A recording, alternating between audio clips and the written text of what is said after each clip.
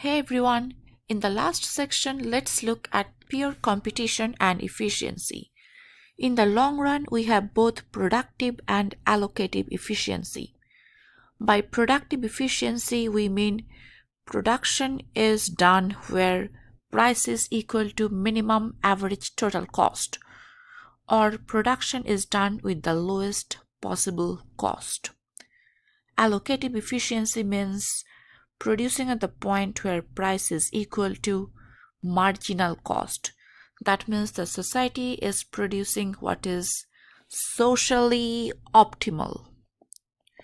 So we have triple equality where we can write price is equal to marginal cost equal to minimum average total cost. Also, consumer surplus and producer surplus are maximized.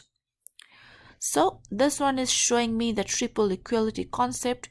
This is my price line, which is intersecting the marginal cost and intersecting the average total cost at its minimum point. And over here I have consumer surplus and producer surplus, which are maximized. So we have max, consumer surplus and producer surplus.